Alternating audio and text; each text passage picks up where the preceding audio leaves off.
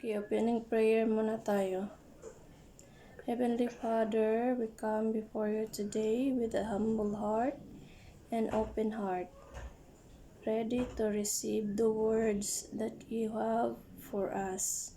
Speak to us and guide us in our understanding. Give us wisdom, discernment, and a spirit of obedience as we seek to know you more deeply and follow your will for our life. Help us to apply the lessons we learn to our daily life and to share your love and thoughts with those around us. Thank you for the gift of your word and your presence in our life. In Jesus' name, Amen. So magbasa na sa ta karon og Bible je. Tanawa ang Psalm 119 verse 105. 105. Sige, basaha. Thy word is a lamp unto my feet, and a light unto my path. Sa may but pasabot ana nga verse. Ang kana na verse nag-reminds us that God's word is like a guiding light in our lives. So by following his teachings, we can make choices that lead to positive paths and better relationship. O kung dili ta maminaw aning teachings nga naa sa Bible, kung ang inyong paminaw na mga teachings sa kalibutan na teachings, asa man mo padulong? Saag mo. Kailangan nato magbasa og Bible ug tumano nato ang naa diri kay mao ni siya ang tama. Mao ni siya ang tama nga kailangan nato sundon gyud. So dili ta mo sunod aning mga ginatudlo sa kalibutan kay ang ginatudlo sa kalibutan puros mga bakak nga nga naghimo lang nga masalaag ang tao nga magbuhat og sala. So daghan kay tag nakita karon no sa social media ang mga tawo bisan unsa na lang ang ginabuhat para lang makakwarta, no, di ba? Para lang musikat. Daghan mog nakita no. Tungod kay wala na sila nagkahibalo sa teaching sa Ginoo sa Bible. Kamo ginatudloan ta mo karon para dili mo mahisaag, dili mo makurap sa mga teaching sa kalibutan. Kay naamoy mga friends nga wala sila nagabasa og mga Bible. So ikaw nagabasa man ka og Bible, kung naa man kay friends nga nagabuhat og tan-aw nimo dili maayo, ikaw ang mo-teach sa ilaha. Okay, wala man ta kahibalo ang wala sila natudluan sa ilang parents sa pagbasa og Bible. Busy ilang parents.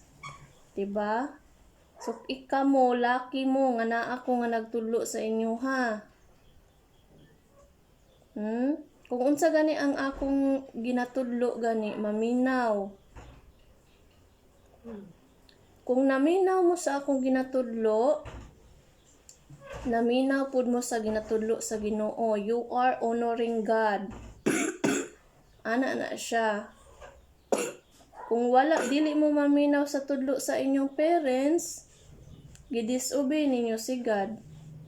Dili ninyo love si God kay wala man mo naminaw sa inyong parents, sa gitudlo sa inyong parents sa inyo ha.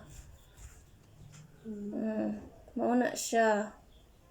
So sometimes dili mo maminaw sa ako you are disobeying, wala mo nag-disobey sa ako kundi you are disobeying God's command. So mauna inyong isipon, ha? Every time na ako'y ginatulo sa inyo, ha? Na ako'y remind sa inyo, ha? Tapos gahi kaayo mo, dugay mo maminaw. Dili ninyo isipon nga wala mo naminaw sa kuha nga ginadisobey ko ninyo, kundi kinsa ang inyong ginadisobey? Si God. Oh.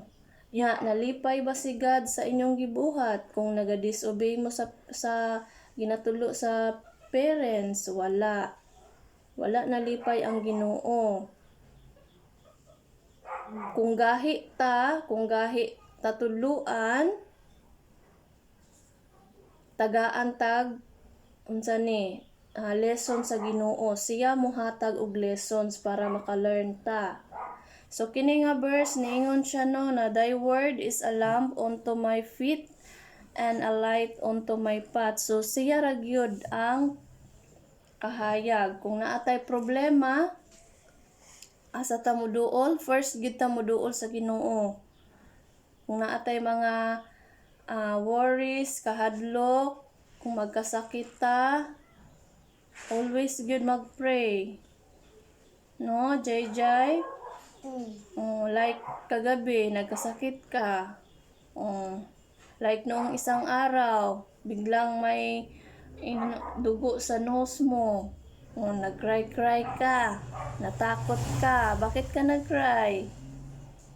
Hindi mag-cry, hindi matakot. Ang buhaton nimo ato, mag-pray ka agad sa Ginoo. Saman imong i-pray, Lord, help me. Dapat hindi matakot pag mga ganyan. Magkuha agad ng pamunas. Punas sa nose. Tapos mag-tell ka agad kay mama kung anong nangyari. Diba? Ganyan. Hindi mag-cry kay maglala na siya. Pag mag-cry ka nga, nagsunggo ka, nag-nosebleed ka, mas mulala na siya, diba? Kay magtulo man to imo sipon. Diba? So next, next verse. Basaha ang Colossians Colossians chapter 3 verse 20. Colossians chapter 3.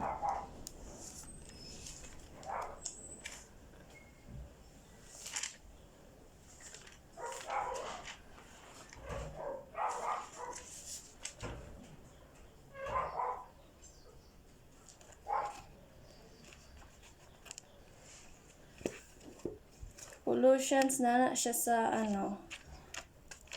New Testament.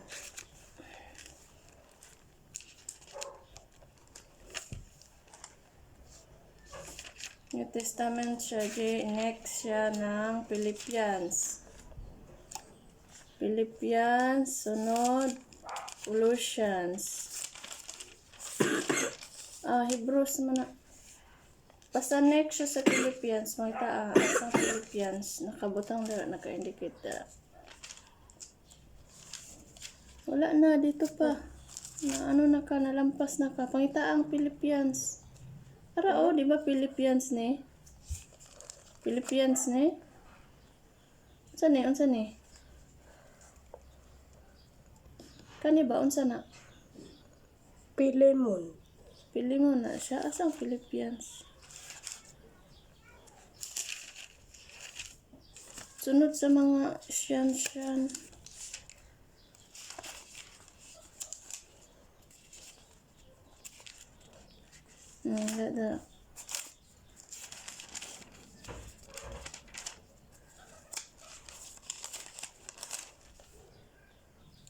Verse 3, chapter 3, verse 20.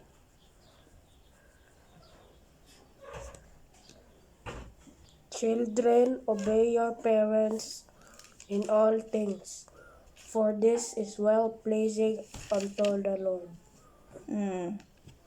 Diba? Kuhan kaya akong gisulti ganina, no? Diba? Igsa kaayo akong sulti ganina, no? Na siya, no? 3, Oh, di ba? Kinsa may nagsugo ana ang Ginoo, di ba? Wala ko nag-atik-atik, di ba? Nga ningon ko nga mag-obey sa parents, di ba? Oh, tuo na mo.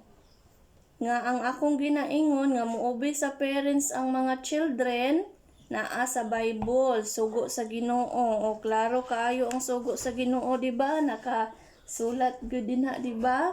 Na children, obey your parents in all things, for this is well-pleasing unto the Lord. O, di ba mahimuot daw ang Ginoo kung mo-obey mo sa parents. O, unsa man daw ang sulti ganina? Di ba tama kaayo, di ba no?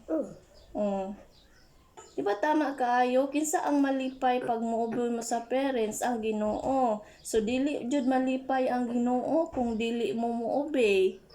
Di ba?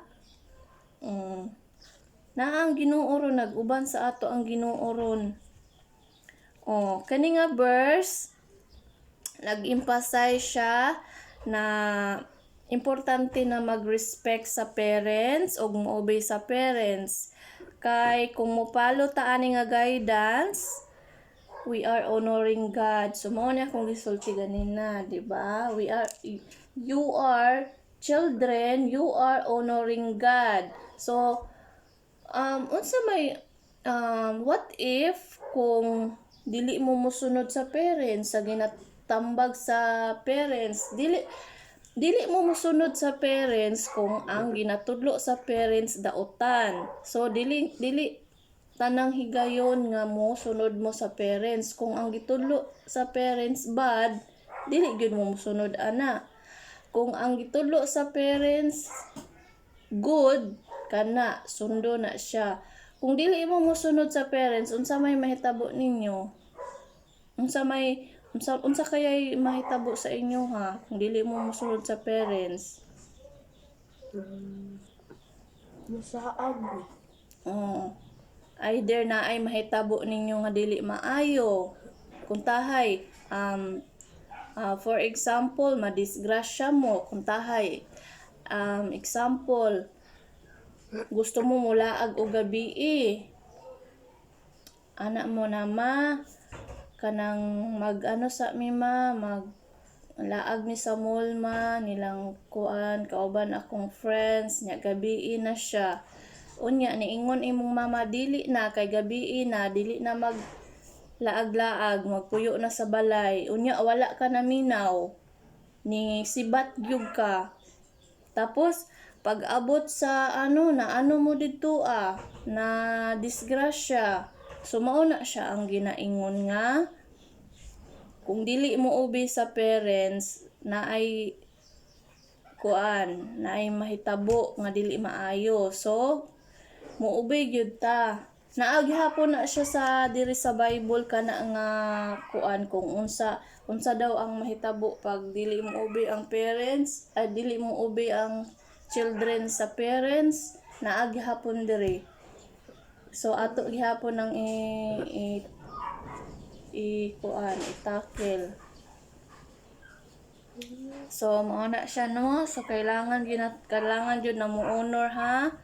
Kuman jud na siya sa Ginoo, kailangan mo mo honor. Mao na ang trabaho sa children. Mo honor sa parents, mosunod. Kung moingon ang parents, manghugas og plato, magdilig og halaman, magpuna sa sa table, magmap sa sahig. Hindi man yan mabigat na mga trabaho. So gawin nyo kung ano yung inuutos ng parent. Gawin. Pag sinabi ni Mama Jayjay, stop na cellphone, stop na. Kay sobra na sa radiation. Maingon ko na stop na agad. Hindi na yung maraming pang pahabol. Sabi agad ni Jayjay, wait lang, tapusin ko lang to. Diba? Ganyan talaga ang ni Jayjay ba? Ang mga words ni Jayjay, pag sinabi ko na stop muna ang cellphone, wait lang, sandali lang, malapit na. Malapit na matapos. O, diba? Pag sinabi kong stop na agad yun. Diba? Para hindi na magalit si mama, hindi na kayo mapagalitan. O, para unsa man na inyong ginatanaw laro-laro. May binigay ba yan sa inyo na sweldo kay hindi nyo ma-stop? Diba? Wala. O, stop agad. So, naapa verse 1 Corinthians, next 1 Corinthians. Sige, tanawa ang 1 Corinthians.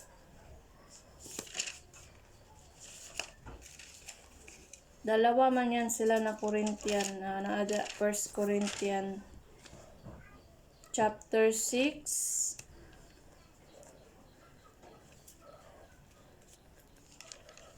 verse 9 to 20.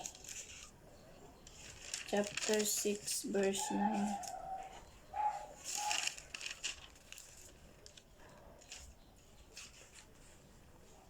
Verse 19 pala. Chapter 6 verse 19 to 20. Nakita mo na? Corinthians dito.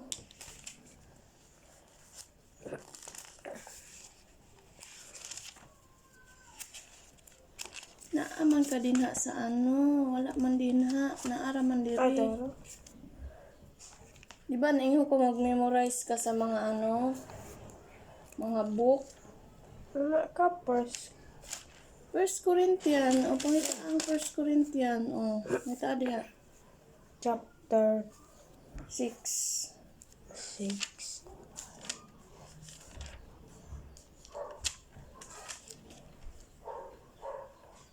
Chapter 6, verse 19 to 20.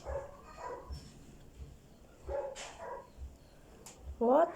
You know ye not that your body is the temple of the Holy Ghost, which is in you, which ye have of God, and ye are not your own. For ye are bought with a price. Therefore glorify the God in your body and in your spirit, which are God's. So, unsa man pasabot ani nga verse. Ang kini na verse nag-ingon nga ang atong lawas sacred. Sacred ang atong lawas na kay kita ang naay responsibilidad na alagaan nato ang tong lawas, dili ta pataka og kaon nga mga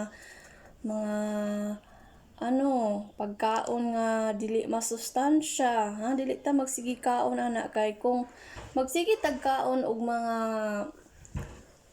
junk foods nga dili masustansya na mga pagkaon, unsa may mahitabo, magkasakit ta ug dali lang ta mamatay. Dili man na gusto sa Ginoo.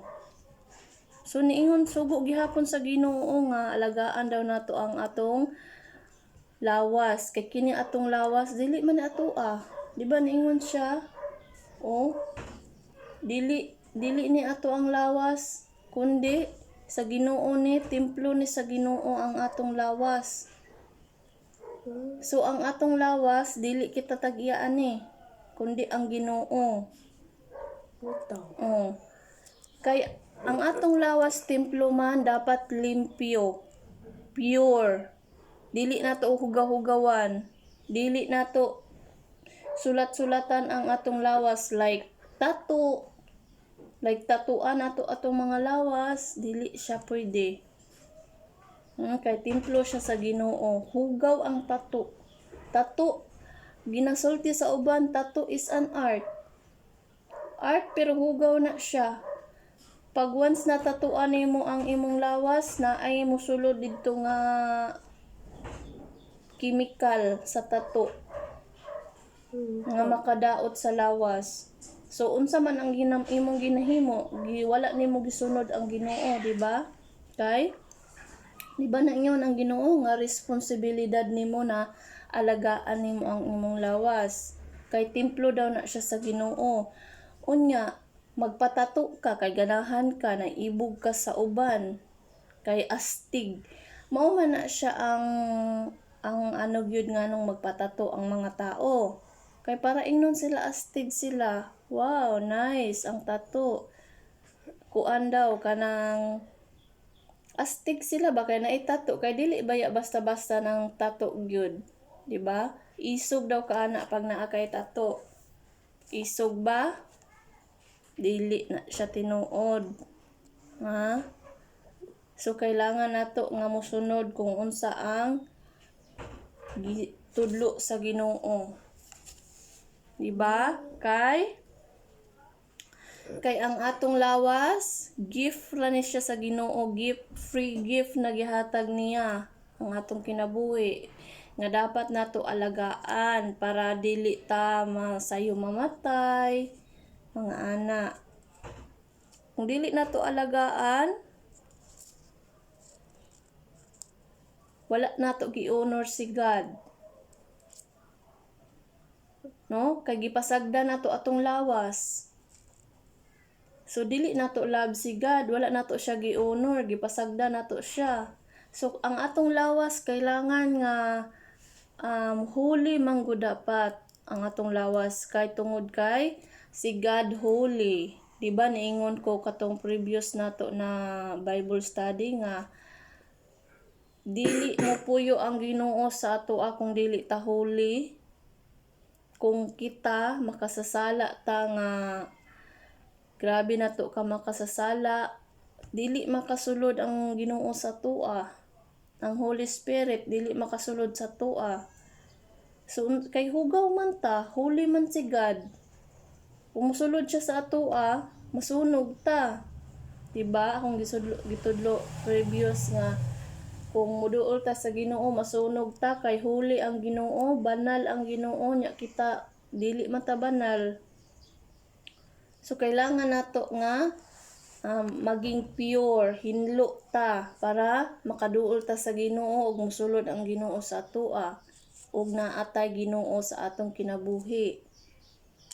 No? Ngano man kailangan man nga dapat nga naay Ginoo sa atong kinabuhi. Tungod kay ang Ginoo peace siya.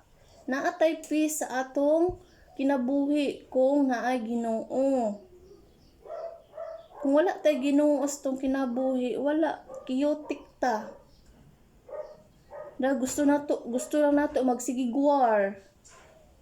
Gusto sa isa ka tawo pag ang isa ka tawo walay Ginoo sa iyang kinabuhi, gusto niya nga magsigigwar, magsigigbuhat og daotan. Unsa nga klase mga daotan? Mangawat, kanang magbuli, kanang maghilig kanang magpahilak sa kapwa. Mga ganyan. So di ba? Kung gusto nato nga happy ang atong life, mosunod ta sa Ginoo. Dapat na atay Ginoo para always happy. Kay kung wala tay Ginoo, dili ta mahimong happy. Empty ta. Naay kulang sa tua kung wala tay Ginoo. Bisan pag naa sa imo tanan, naa kay daghang kwarta, naa ka tanan, naa kay balay, naa kay negosyo, naa kay kwarta nga naglimpak-limpak na mga kwarta. Pero makita nimo nga dili ka happy. Ngano kaya nga wala ko na happy? Naa gihapoy kulang sa ako. Tungod kay wala kay Ginoo. Ang Ginoo nimo ang imong sarili, wala kay Ginoo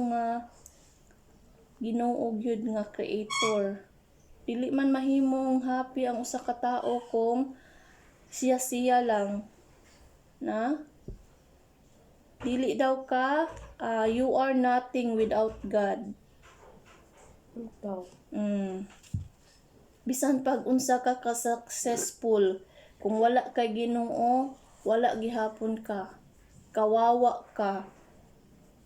So dili ka happy. Kita nimo sa mga kahit na makita nimo sa mga pobre kaayo, pobre sila o wala sila'y kwarta pero happy sila, kontento sila, dili sila problematic. Tungod kay Happy sila na sila Ginoo. Di ba, Jay? Na, Jay. Kamu wala man mo problema ang inyong giproblemahan, ang inyong harang pag-eskwela, ang mga subject mag-study, kapoy mag-study. Pero nakalimot siguro mo mangayo og kuan sa Ginoo nga makapasar mo sa exam, nakalimot siguro mo mag-pray nga makapasar mo. Dili pud mo tagaan og kuan perfect nga score kung wala mo nag-study. Ito. Kailangan gud siya mag-study. Mag-study sa lessons nga hina ka, tapos makita sa Ginoo nga naningkamot yug ka, nga nag-study yug ka, din siya na bahala sa rest. Din kung mag-exam na, magampo bago magkuan nga magampo ka nga unta ang katong imong giistadihan tanan na didto sa test paper nga maansira nimo ana imong ampo, dili lang kay inig test na kung inig test ninyo magampo magyud mo ana, pero dapat na agyud kay personal na ampo pud jud sa Ginoo. Mag close your eyes ka, mag silent prayer ka nga ikaw lang ana. So naapagihapon tay verse nga kuanon kining G 1 Timothy chapter 4 verse 12. 1 Timothy. Nadapit ang 1 Timothy. Parang nandito yan siya sa dara. Sige na, sunod siya sa Thessalonians. Tara, Timothy, pangita ang 1 Timothy. Daro. 1 Timothy chapter 4 verse 12. Verse 12. Yeah. Let no man despise thy youth, but be thou an example of the believers, in word, in conversation, in charity, in spirit, in faith, in purity. So, unsa man mo pasabot ani daw nga verse. So, this verse reminds us that even as young individuals, we can set an example for others through our words, actions, and the way we treat others. Akong gisulti ganina, diba? Kung naa kay friends nga wala nagabasag Bible, wala siya kahibalo sa teaching sa Ginoo, unya ikaw nakahibalo ka sa teaching sa Ginoo, ikaw ang maging example sa ilaha. So mao ni siya nga verse. Kahit daw nga ikaw bata ka, sila taas og edad nimo, ikaw bata ka, pero kay nagabasa man kag Bible, kay balo man ka sa teaching sa Ginoo, so dili ka mahiya nga mutudlo sa ilaha. Imo jud silang tudluan. Kay naa man diri gisulti man sa Ginoo. Gisulti man jud sa Ginoo diri nga i-encourage nimo sila. Nga ikaw ang mag-set example nga kung sila sila ginabuhat na dili maayo, ikaw ang mubuhat kag maayo. Mo-teach ka sa ilaha nga dili na maayo ang inyong ginabuhat, dili ka mukuyog kung naa sila ginatudlo sa imuha na dili maayo, dili ka mosunod nila. Bahalag mawad-an kag friends, mutiwalag ka sa ilaha. Kay kung mosunod ka sa ilaha, baliwala ang kuan sa imo, gina-study nimo sa Bible kung mosunod ka sa ilaha. Baliwala. Wala nimo gisunod ang Ginoo, kundi ang imo gisunod imong mga friends kung niuban ka sa ilahang ginabuhat nga dili maayo. Mao na siya. So dapat ikaw maging being kind daw ka, loving, pure in heart. So mao na siya ang qualities na nagahatag og positive impact sa uban. So maghatag kag ka ng positive impact sa ubang tawo para kanang mo ano po sila, musunod sila, kanang matouch sila ba nga mali ilang ginabuhat nga ikaw gisuklian nimo og maayo, so matouch sila, makarealize sila. Okay, ang gusto man sa Ginoo no nga magminahalay ta, mao man na siya ang second commandment jud nga ginatudlo sa Ginoo nga love your neighbor as you love yourself. Neighbor, kapwa nimo, mahalon daw nimo ang kapwa. So ang first commandment sa Ginoo, mahalon ang Ginoo with all your heart, with all your mind, with all your soul. Muna siya ang first commandment sa Ginoo. Ang second commandment, love your neighbor as you love yourself. Muna siya. So dili mag-away-away. Mag-love. Kay mao na ginatudlo sa Ginoo ang mag-love. Ang mag-away-away kinsa nagtudlo ana? Demonyo. Ang devil nagtudlo ana si Satan, kay gusto ni Satan chaos. Mao gyud na ang ang purpose lang sa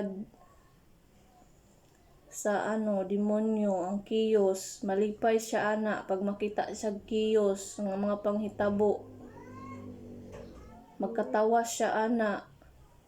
Kung imagine nimo na ay mga dautan nga nahitabo tapos nagkatawa ka, naging bully ka. So ano ka ana? Gihunghungan ka sa devil. Ginunghungan ka nga, ibuli. Diba? Katawan nimo tong mga nakabuhat og dili maayo, katong gipangkasab-an, katawan nimo dili na siya maayo. Pareha ana kamo. Si Jayjay akong makasuk-an sometimes. Nya imuha siyang kuanon, dili na siya maayo. Diba napansin nimo pag imo siyang kuanon mahilak siya? Kay ano man na siya, ginagkasukan na gani siya, imo pa yung bulihon, di dubli na ang iyahang kuan. Dubli na siya nga mura siya gidaog-daog. Dili nimo kuanon. Diba once ikaw makasab-an ta ka, dili man siya magbuli sa imo. Diba wala ra siya dili siya magunsa sa imuha, pero ako matingala ko sa imuha nga sometimes ako siyang maistoryahan, imo siyang dili ana, bad na siya, dili na siya maayo. Dapat imo siyang imo siyang tambagan, o next time Jay, ani ato buhaton Jay, kay para dili ka makasukan ni mama Jay. Mag-lift up nimo siya ba nga naa siya kakampi. Ana ba, magkampihan kayong dalawa. Kay magsuon man mo, maglablab mo, magkampihan mo, dili mo mag-awayay, dili mo magtaasay kung kinsay kuan. Dili ing ana. Diba?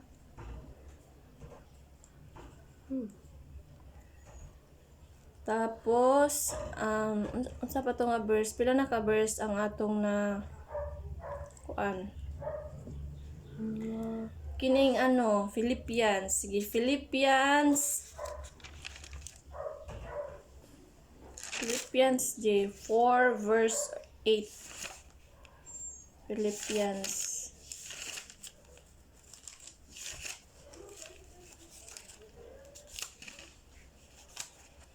Daghano na to og kuan kay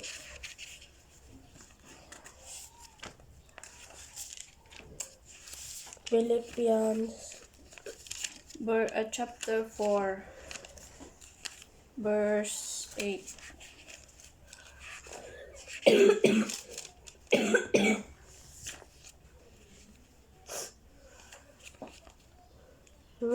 Sige, paano?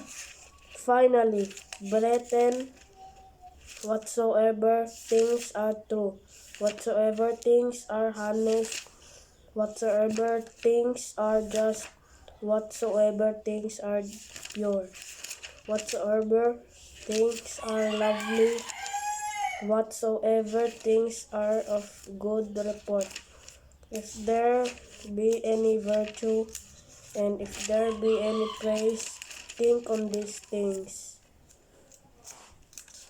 Ano? Hmm.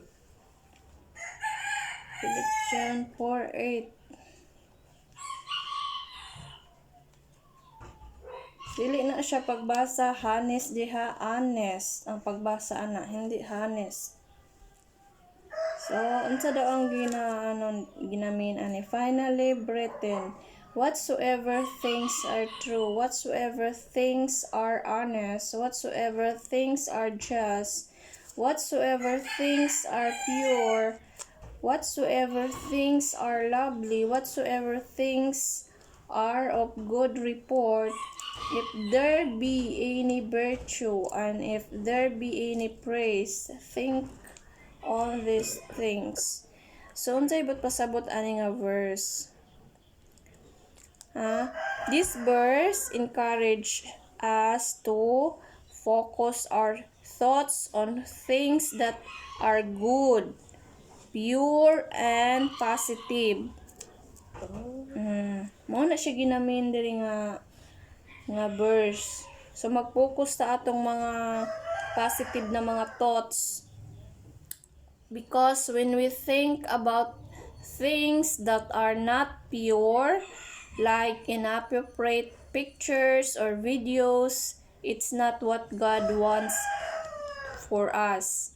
He wants us to think about things that are good and make us happy. So kanang magtan-aw-tan-aw tag kanang mga video nga more on kanang video good nga mga kuan mo nang ginaano ta mo sometimes nga inyo mga video nga ginapanood kung more on kanang kanang harsh gani nga mga video nga magsigi og kanang shout diba ginaano ta mo ginaingnan ta mo nga dili manood anang mga ingana kay dili man na gusto sa Ginoo ng mga ingana nga mga video. Ang inyong panuorin katong makagain mo kuan ba nga makahatag og kuan sa inyo value sa inyo kanang manood mo og kanang mga pangit na mga video, mga shouting, mga gara-gara unsa man inyong makuha ana wala man ay value. Naamo magkatawa mo, sige mo katawa. Kay katawanan ilang video. Pero dili na siya tama. Kung nagatan-aw kag video nga funny, malungkot ang Ginoo na magtan-aw sa inyo Tungod kay it's yan siya bully.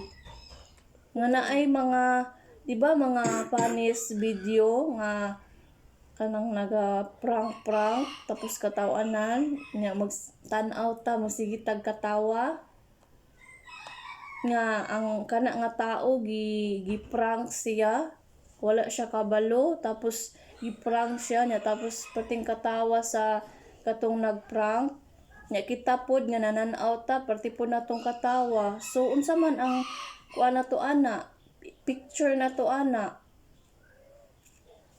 Diba? Bullying siya kay gikatawan nato katong victims.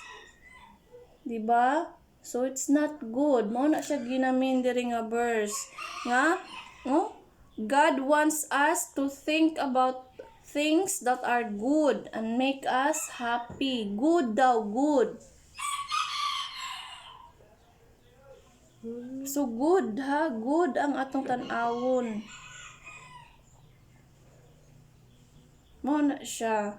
Like unsa man example ng mga videos na makita nato sa social media na mga good na nakahatag nato og kuan na kanang gusto pud nato buhaton unsa man like Luto. oh tan-aw ka na cooking. Diba nagahatag man na siya sa imuha og kuan happiness nga gusto nimo ay kabalo na kumukuk. Nagtan-aw ko og videos cooking, kabalo na ko i-try na ko ni lutuan ako si mama. Lutuan ako si Jai akong manghod kay para inig kuan magkaon sila. Mga anak ba? Diba? Positive siya ang impact sa inyo ha, diba? Naka-help na mo sa mama ninyo nga dili na magluto, nakakaon pa mo, nakatuon pa mo. Sumaw na siya ang mga good things. Diba? Like, nakapanood mo ang mga videos nga naga-help others. Diba? So, naga-help og mga dogs, tagapakain, ang mga animals, cat. So, kamo pud manood mo ana kung animal lover mo, maano pud mo nga mo help, muhatag mo pagkaon, di ba?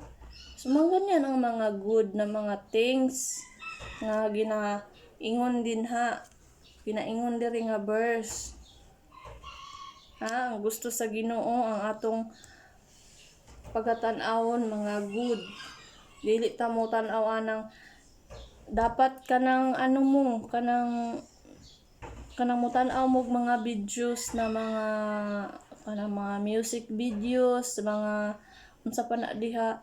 Inyo jung hunahunaon nga kung kini ba nga music videos ang mga lyrics tan-awon ninyo kung unsa ba ang lyrics. Unya kung walay lyrics. Kanibang siya nga kanta, music video, ang kaniba ang iyahang lyrics niya, nagaglorify ba kay God or nagamak kay God? Kung nagamak kay God, no, skip that video. Huwag nyo panoorin. Huwag nyo nang panoorin yan na celebrity. Ha? Kung nagamak kay God, kay Jesus, anong sabi mo na walang ano? Itong mga music ba na walay lyrics? Naaba di ay? Like? Nang ano lang kanang pas ka na itong mga cooking na mga videos, diba naman ay mga music? Oo niya, wala din lyrics. Ay kanang background music lang, instrumental. Wala man na siya kuan. Pero mainhan man nimo sa sounds, diba? Kung ang sounds niya kuan kaayo, mainhan man na nimo ang nigpaminaw nimo, diba? Kung kuan kaayo nga sounds, unsang tawag ana nga sounds kanang metallic, unsa ba na siya? Diba? Mailhan man na nimo kung ang sounds kuan kanang pang-worship sa demons o dili. Mailhan man na nimo. Ang mga sounds gani nga pang-worship sa demons kanang mga saba na mga sounds. Sakit sa dalunggan, paminawon. Mo na siya mga sounds nang maingay ba?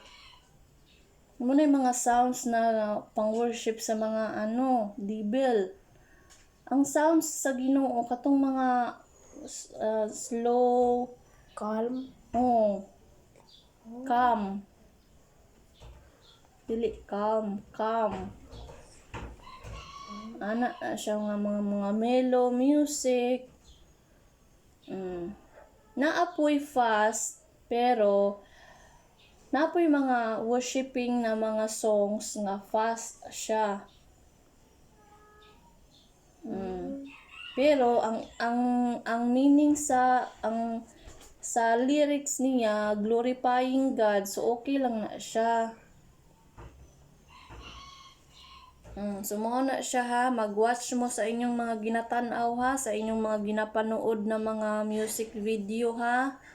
Daghan kaayo ron sa YouTube, sa TikTok nga mga celebrities, mga music celebrities nga kanang nagamak kay Jesus nga mga Antichrist, mga Illuminati. Unsa man na Illuminati member? Antichrist. Antichrist ba? Wala sila nagatuo kay Jesus Christ. Kisa man imong ganahan na nga celebrity music. Kisa man imong ganahan nga kuan. JVK. Kisa man na siya. Katong Shine is your... Unsa na ang mga sounds ana niya? Gwapo man. Dili naga mock kay Jesus ang iyang mga words. Dili. Mao na mag-watch jud mo ha sa inyong ginapanood. Dili mo tan-aw anang mga video ni dili mo magkuana ng mga BTS na mga kuan ha. Unsa pa gani ning mga Korean, mga K-pop. Unsa gani nang sa Korean na K-pop, J? Blackpink. Kana Blackpink. Kana si Taylor Swift. Na ayaw mo panood ana. Kay na siya ron. Illuminati member na siya karon. Ha?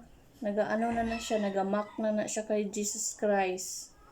For the sake of fame. For money. Bali mura siya gipalit sa sa Antichrist nga member. Para kay siya, diba, sikat man siya. So, mura siya gipalit. Tagaan ka, I will make you fame. I will give you more money. Mauni ang kapalit. Maghimo kag videos. Ang ihang mga videos ron, mga music videos niya ron, ang mga lyrics iyang mga kanta, mga pangit. Naga-worshiping na siya sa demons. Sa una, ganahan ko ana niya. Kay ganahan ko sa iyang mga kanta, katong mga tong mga 10 years ago niya nga mga kanta, ganahan ko ana.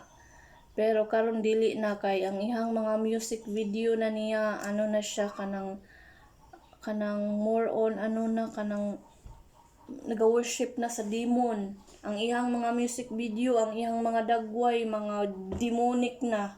So dili na ko ganahan sa iya ha. Pati yan si kinsa ni kining si God, Kanye West. nalimutan ko yan sila, si mga Kanye West. I-search mo yan sa sa YouTube yung sino yung mga member ng Illuminati na mga sikat na mga artista, nga mga dagko kay mga followers. Yan, makita mo kung sino. Yan, ako niyan dati. Naga-idolize ako niyan sa kanila. Ngayon, hindi na kasi kita ko nga pala. Pangit na ang kanilang mga kanta. Ikaw, Jai, anong paborito mo na mga music artist? Wala? Wala pa? Okay, so diri lang tataman usa na. Napa by verse lain. So diri lang sa tataman na verse. So ugma na sad na sad ta, Bible study na sad ta ugma. Kay dapat makabalog yun mo tanan. So kato ang akong sulat nimo diri diha sa imong journal. Mo imong journal. Sulat nimo dira kay para every time nga you feel lonely, you feel unsa pa ang mga ma-feeling nimo sometimes, fear, you feel uneasy like that, imo lang tan-awon dira, muukab lang ka og Bible, isulat nimo tong mga verse nga atong gipang tackle kay para basahon lang na nimo every time na ma-feel lonely ka, basahon nimo, di ba? Mawala ang imong gibati na kuan. You feel angry, mga ganyan, you feel sad. O na atanan dira isulat nimo na mga verse nga gitakil nato karon ha. Nya diri lang tataman sa mag-closing prayer na ta. Sige. Piyong ang inyong mga mata, piyong jay. Close eyes jay. Sige Lord, thank you for the wisdom and guidance we have received through your word. As we reflect on your teachings from the Bible, we are reminded of your love, grace, and endless mercy. Please help us to apply these lessons in our lives, to be more compassionate, patient, and understanding. Grant us the strength to live according to your will and be a light unto others. Open our heart and mind to comprehend the deeper meanings of your teachings, and empower us to share your love with those around us.